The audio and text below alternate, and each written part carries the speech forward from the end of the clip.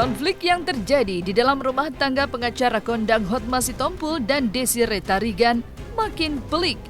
Jauh dari kata damai, hubungan Desiree dan Hotma pun semakin memanas dan sempat diwarnai ketegangan. Dan di tengah pusaran konflik rumah tangga yang memanas, tersiar kabar bahwa Ibunda Bams dilaporkan oleh salah satu asisten rumah tangganya ke Polda Metro Jaya. Tidak hanya Desiree Tarigan, dua putranya yakni Bams dan Priyan pun ikut dilaporkan oleh sang asisten rumah tangganya.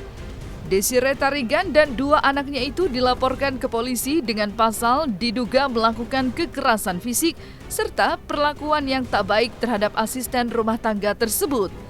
Lantas, seperti apakah reaksi dan komentar Desiree Tarigan dan Bams mengenai laporan tersebut? Persoalan rumah tangga Hotma dan Desiree pun terus menggulirkan babak-babak yang mengejutkan. Tidak hanya saling melaporkan, konflik rumah tangga ini pun diwarnai konflik antara dua kubu, yakni pihak Desiree Tarigan dan Hotma Sitompul. Menanggapi segala pernyataan Hotma Sitompul, mulai dari lahan Ibunda Desiree yang dibatasi pagar tembok, juga persoalan apartemen yang konon disebut Hotma sebagai aset yang diperoleh selama pernikahannya dengan Desiree Tarigan. Seperti apakah Desiree Tarigan menanggapi tudingan-tudingan tersebut? Di sisi lain, nama besar Hotman Paris yang berperan sebagai kuasa hukum Desiree juga secara tak langsung ikut terseret dalam pusaran konflik panas rumah tangga Hotma Sitompul. Perseteruan dua pengacara ini pun kian pelik, lantaran keduanya disebut saling melempar sindiran saat press conference di depan media. Lantas, seperti apakah reaksi dan komentar Hotman Paris terhadap komentar Hotma Sitompul beberapa waktu lalu itu? Dan seperti apa juga pesan Hotman Paris untuk Hotma perihal konflik rumah tangganya dengan Desiree Tarigan? Saksikan selengkapnya di Cumicam In-Depth berikut ini. Hai Cumi Lovers, bersama Cumicam In-Depth kami sajikan kabar lengkap, mendalam, dan akurat dari narasumber terpercaya. Dan jangan lupa untuk like, subscribe, dan juga share channel YouTube ini. Polemik rumah tangga ibu kandung Bams Desiree Tarigan dan ayah sambungnya Hotma Sitompul makin memanas. Bahtera rumah tangga yang telah dibangun sejak 22 tahun lalu itu diguncang badai konflik yang pelik. Di tengah pusaran konflik rumah tangga yang semakin memanas, tiba-tiba saja tersiar kabar jika Desiree Tarigan dan kedua putranya Bams dan Priyan dilaporkan ke Polda Metro Jaya oleh mantan asisten rumah tangganya. Desiree dan dua putranya dipolisikan asisten rumah tangga atas dugaan kekerasan. Tidak hanya laporan polisi, asisten rumah tangga tersebut yang bernama Irni kini merasa trauma akibat pernah mendapat perlakuan kekerasan yang menyakitkan. Juga meminta perlindungan dengan mendatangi Komnas Perempuan. Lantas, menanggapi laporan polisi yang dilaporkan oleh sang asisten rumah tangga, seperti apakah reaksi Desiree Tarigan dan Bams? Masih trauma, masih ada rasa takut. Ya, itu yang membuat akhirnya kami juga, namanya kita membela klien ya, mendesak untuk bisa segera bertemu dengan atau menyampaikan pengaduan dan permohonan perlindungan kepada Komnas. Karena pertemuan tadi ya sedikit banyak menurut saya, kelihatan saya ya mengingatkan kembali traumanya yang dialami selama beberapa waktu ini ya, dari semenjak bulan Februari itu. Jadi tadinya mau diterimanya hari Senin, kami mohon dengan sangat dan mendesak, dan alhamdulillah Ibu Della mengabulkan permohonan kami untuk ketemunya besok siang jam 14 WIB. Kita hanya melihat bahwa ini orang kecil ya, dia sudah mengabdi dengan tulus, ikhlas ya, artinya dia korbankan waktunya lebih banyak dengan keluarga. Ya, kita tahu siapa ya kliennya, orang yang terpandang ya. Pokoknya kelasnya ya di atas semualah rata-rata kita. Nah, Nah, itu tapi mendapat perlakuan seperti ini tentu ini sangat bukan lagi mengecewakan tapi menakutkan ya.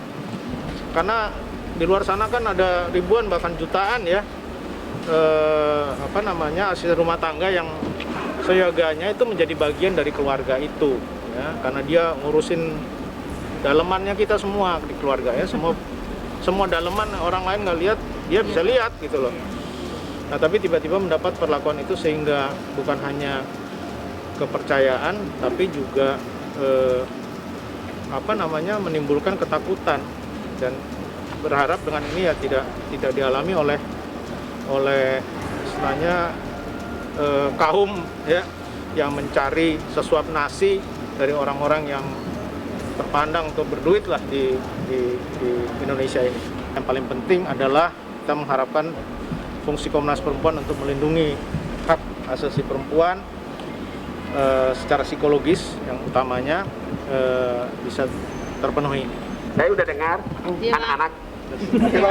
Itu barusan kita dengar. Iya, Pak. Apa tanggapan Ibu? Fitnah nggak benar. Nanti kita buktikan. Kalau misalnya saya melihat handphone pembantu saya itu masih normal. Apalagi kalau itu handphone pacar. Kamu pun sering lihat kan handphone pacar? Itu kan berarti ada seseorang mastermind di belakang laporan ini. Oke? Nggak pernah ada itu soal penyekapan. Anda betapa melihat nih, betapa indahnya kata-kata di medsos. Memakai kata-kata Tuhan, mami, papi, baby. Tapi istri yang baik begini dilaporin polisi seperti itu. Ntar lihat aja. Jadi teman-teman nanti ini kan semua urusan polisi, kalau yang ini kan udah dilaporin nih. Nanti lihat aja gitu. Karena kejadiannya pun kalau sampai kita buka akan lumayan memalukan untuk pihak sana. Kita juga punya bukti-bukti soalnya. Jadi kalau itu jadi konsumsi publik lumayan memalukan. Jadi intinya katanya ada oknum, saya nggak sebut nama, yang tinggal di rumah dia, yang sering kasih info-info kejadian di rumah dia ke rumah sebelah. Siapa nama itu nanti kita lihat. Jadi nggak ada itu semua, itu cerita buatan. Hubungan Desiree dan Hotma pun semakin memanas. Seolah belum puas setelah melaporkan Hotma ke Polres Metro Jakarta Selatan dengan membuat 2 laporan sekaligus, yakni dugaan pencemaran nama baik dan dugaan penyerobotan lahan. Kemarin, Desiree ditemani 2 anaknya dan juga kuasa hukumnya, Hotman Paris, mendatangi Komnas Perempuan. Tidak hanya meminta perlindungan secara hukum, kedatangan Desiree pun bertujuan agar Komnas Perlindungan Perempuan membantunya mendapatkan kembali haknya yang telah dirampas. Mulai dari tak bisa pulang ke rumahnya yang telah ditempatinya selama 22 tahun itu, hingga persoalan mobilnya yang kabarnya telah ditarik oleh suaminya. Lantas seperti inilah curahan hati Desiree usai meminta perlindungan ke Komnas Perlindungan Perempuan.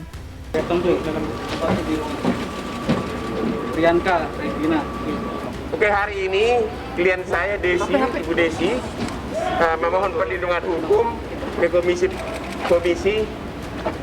Perlindungan Perempuan. Ya.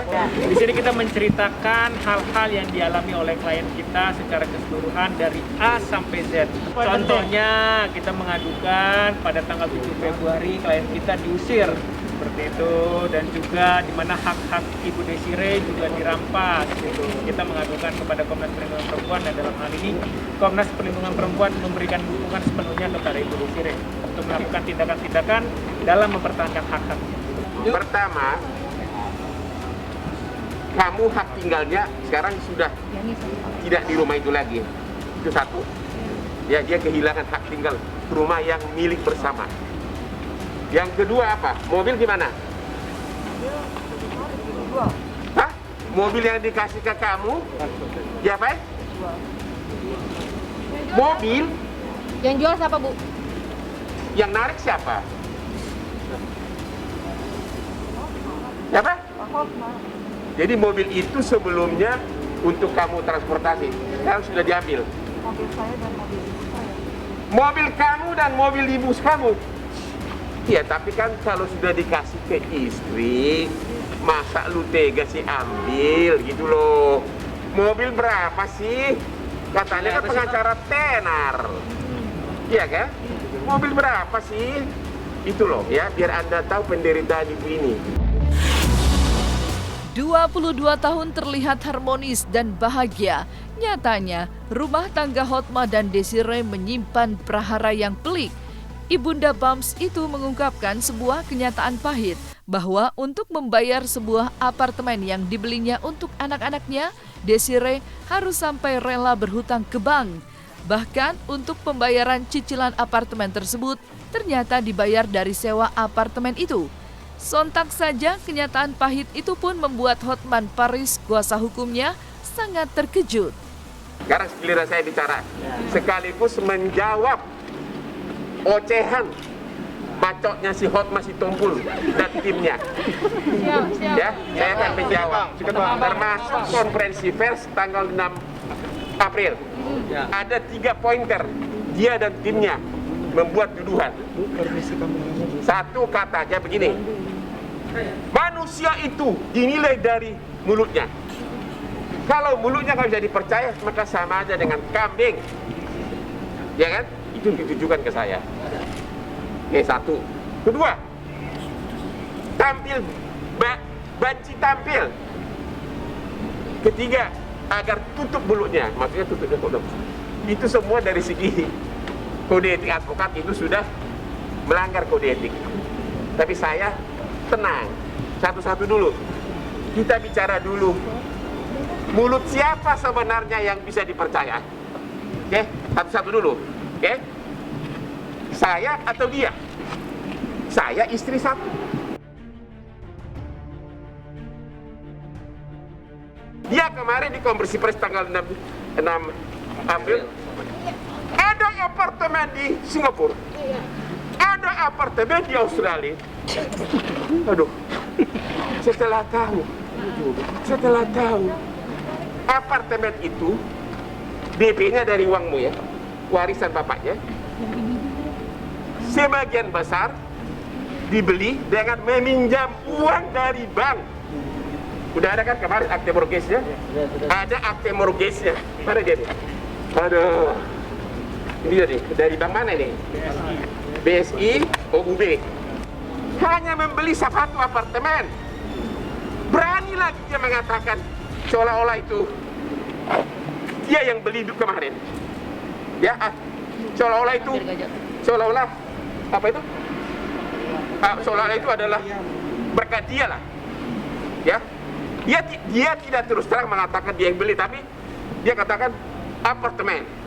Ternyata untuk membeli apartemen itu dia yang meminjam uang dari bank anaknya atas nama anak ya. Ya, dan cicilannya dari uang sewa apartemen tersebut. Jadi benar nggak tidak ada satu sen pun dari uang dia? Benar. Mulut siapa yang bisa dipercaya anak-anak untuk membeli apartemen 1M, 2M ya? Nggak, total berapa? Total 2M, dipinjam hampir 90%, harus meminjam dari bank. Hotman Paris membeli apartemen untuk istrinya. Ini saksi, lebih dari 100 apartemen di Jakarta, benar? Nggak mungkin Hotman Paris menyuruh istri ke bank hanya untuk meminjam 2 miliar. No way. Oke? Jadi mulut siapa yang bisa dipercaya? Kalau harta bersama mah bagi-bagi aja. Itu ada pengacara pintar, semua saya kasih sama istri saya, nanti saya gelandangan. Itu udah jadi ribut nih para istri nih, pada minta nama, ganti nama. Biar tahu nih masyarakat, jangan mau dibodohi sama pengacara yang pintar. Walaupun itu nama istri, walaupun itu atas nama suami, itu milik berdua. Kalau dibilang dia tidak terima apa-apa pun juga dari saya bisa buktikan.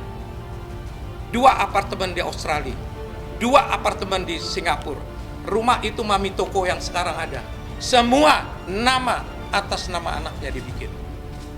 Ya bukan dari saya, bukan nama dia, tapi semua diperoleh di dalam masa pernikahan dengan saya.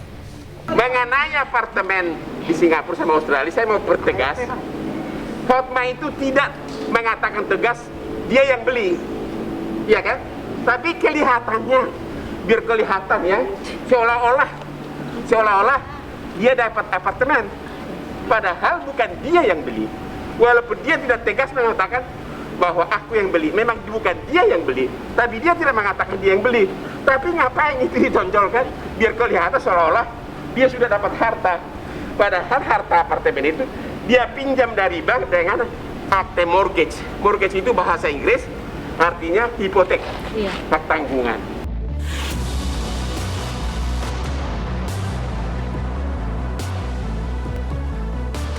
Sementara itu, kesedihan hati Desiree Tarigan pun semakin menjadi karena kesabarannya menjadi istri yang taat pada suami selama 22 tahun justru dinodai dengan adanya isu perselingkuhan yang dituduhkan kepadanya.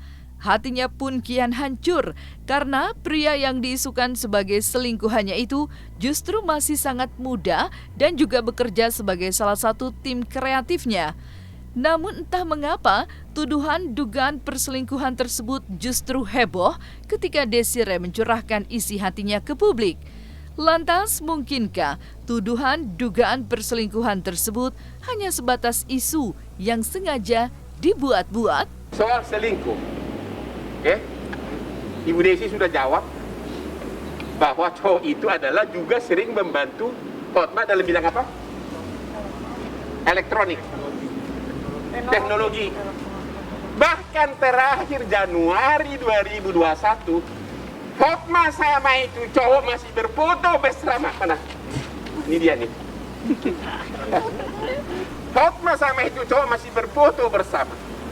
Jadi kalau dia bilang saya sudah lama memperingati dia, ini Januari 2021. Jadi bagaimana bisa dikatakan ada perselingkuhan? Dia berangkat ke Bali sama dia. Mana ada orang wanita yang sudah menopause bahwa anaknya masih berselingkuh? Kan udah gimana lagi coba? Vino dan Vina itu kakak adik adalah tim kreatif saya yang saya kontrak, ada perjanjian kontraknya. Jadi mereka melaksanakan kerjaan secara profesional, mengerjakan sebagai tim kreatif saya. Sebatas pekerja sama inilah pemberi kerja dan penerima pekerja. Ini bukan foto, bukan saya punya, ini ada di Instagram. Saya ulangi, saya tidak menuduh perselingkuhan. Saya hanya menunjukkan faktanya, itu saja. Silakan kalian menilai.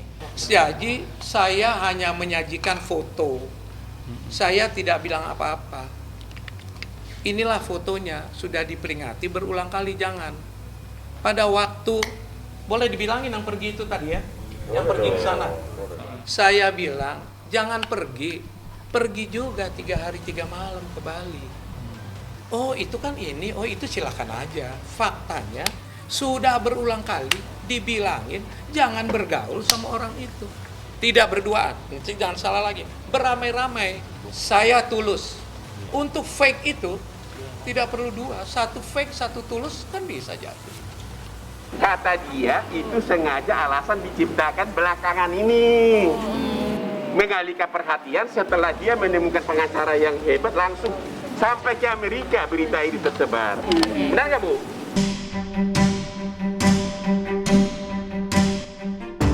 Konflik rumah tangga Hotma Sitompul dan Desiree Tarigan tak kunjung tuntas.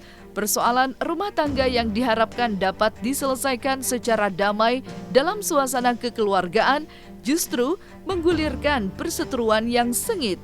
Betapa tidak, jika sebelumnya Hotma Sitompul mengungkap kekesalannya lantaran merasa sang ibu mertua dimanfaatkan dan dibawa-bawa dalam pusaran konflik rumah tangganya dengan Desiree Tarigan, sontak saja memantik kemarahannya. Betapa tidak, Hotma mengaku selama 22 tahun dirinya lah yang merawat ibu mertuanya itu dengan penuh perhatian. Namun, pengakuan Hotma itu justru dipertanyakan oleh Desiree Tarigan dan kuasa hukumnya. Meski tinggal bersebelahan, mengapa Hotma justru tidak mendatangi mertuanya saat mengusir Desiree Tarigan? Dan benarkah tembok pembatas yang dibangun Hotma berdiri di atas lahan Ibu Desire? Kejam orang itu, orang tua 88 tahun diperlakukan begitu. Saya heran, kok anaknya membiarkan? Sungguh heran saya. Di mana kecintaan kita sama orang tua? Saya mau keluar ini semata-mata karena mertua saya yang saya sayangin diperlakukan seperti itu. Apalagi yang dia laporkan tidak ada dasar hukumnya. Saya ulangi, tidak ada dasar hukumnya. Kalau dia bilang saya mengambil tanahnya, buktikanlah dulu dengan BPN. Pergi ke BPN, lihat, ukur dulu. Ya. Secara hukum, kalau dia laporkan saya, mertua saya yang sudah uzur itu, masa saya mesti lapor balik? Sekarang soal saya akan kejar dia. Dia memanfaatkan seorang nenek-nenek yang sudah berumur hampir 90 berapa? 80. Hampir 90 tahun untuk upaya hukum. Sekarang saya mau tanya kalian. Seorang kalau dia cinta sama nenek itu, seorang nenek sudah hampir 9 tahun, 90 tahun, didatangi oleh putrinya yang sudah diusir, menangis, pulang ke rumahnya. Coba, hati nenek siapa yang tidak sedih? Coba, kenapa walaupun dia bilang, saya sangat suka. Padahal waktu dia diusir, datang pun tidak kepada ibu nenek itu. Yang lebih menyakitkan lagi, tiba-tiba dibangun tembok di atas tanah milik nenek itu. Kenapa neneknya harus sebagai pelapor? Karena sertifikat tanah itu atas nama ibunya. Jadi harus dia yang lapor. Bukan berarti Hotman memanfaatkan nenek-nenek. Karena kalau yang lapor orang lain pasti ditolak. Nggak mungkin 20 tahun saya membawahi puluhan pengacara bule melakukan kesalahan seperti itu. Kau harus bedakan tanah ya di mana rumah mereka berdua berdiri sama rumahnya ibunya. Kalau rumah ibunya itu rumah ibunya dia. Pagar itu diberdirikan di atas tanah ibunya. Tanpa ketemu juga enggak, main bangun aja. Itu bakal dilaporin polisi. Dan selama seminggu ini ibunya bilang apa? Coba. Ibunya bilang apa soal apa? Nah, apa? Katanya sedih ya, bilang apa? Selama seminggu lah, semenjak ada tembok itu, kenapa itu dipagar katanya? Ibu kamu gitu. Terus? Kenapa diserobot? Oh, dirakus amat, tanahku diambil. Tuh, nenek-nenek. Padahal kemarin, waktu konferensi pers, saya cinta ibu itu. Bagaimana seorang si Hotma mengatakan, saya cinta nenek itu, putrinya nenek-nenek itu, dikembalikan begitu saja, menangis di saat umurnya sudah hampir 60. Habis itu dibangun tanah di atasnya. Saya yang urus mertua saya itu. Saya tahu betul bagaimana mertua saya itu. Dia sudah tua, sudah 88 tahun. Cuman saya yang dia kenal. Kalau datang teman saya, 5 menit tanya siapa kau? Datang lagi 5 menit, siapa kau? Kok bisa dibawa, mau diseret-seret ke pengadilan untuk menaikkan yang namanya manusia pengacara itu? Saya tidak bisa diam. Lihatlah, 22 tahun saya urus dia. Coba saya mau lihat siapa yang berani membantah. Nanti saya kasih 20 pembantu saya. Bagaimana saya setiap pagi, setiap sore menemani mertua saya itu. Hancur hati saya dipakai sama manusia itu untuk mau naikin dia. Kasihanlah orang tua. Saya punya video, punya bukti semua.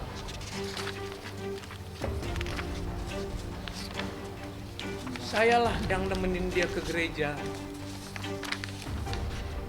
Sayalah yang nemenin dia beli kacamata.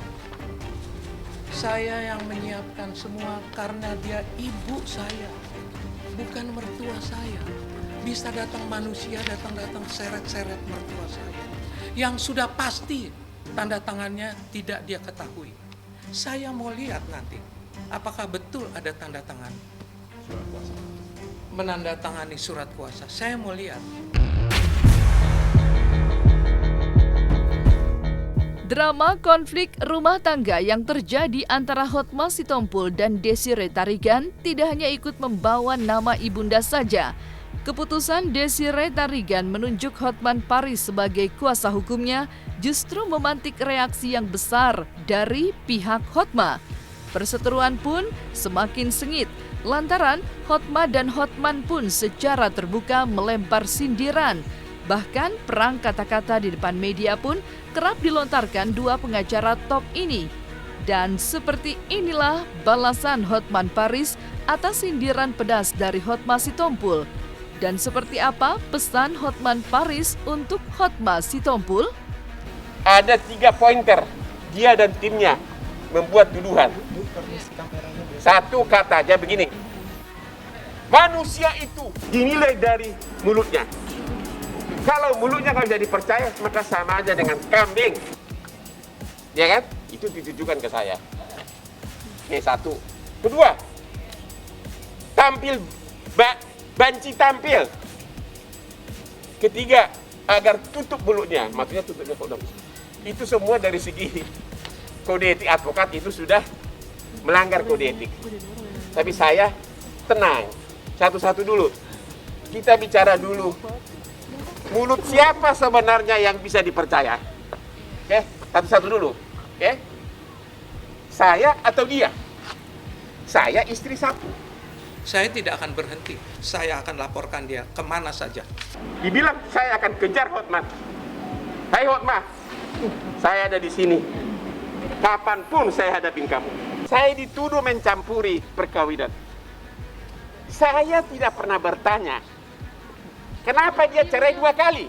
Nggak pernah gua tanya, bukan urusan gua. Karena klien gua kan dia.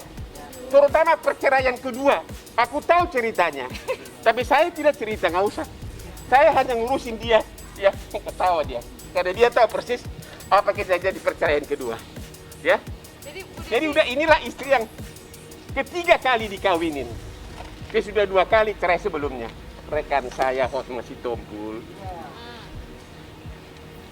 Ini babymu, ini mamimu yang sering kau sebut di Instagram.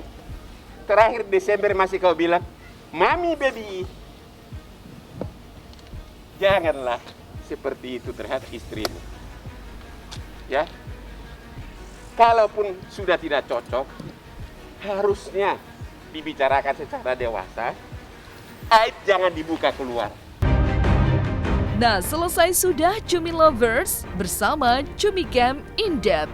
Kabar lengkap, mendalam, dan akurat dari narasumber terpercaya. Dan jangan lupa untuk like, subscribe, dan juga share channel YouTube Cumi Cumi.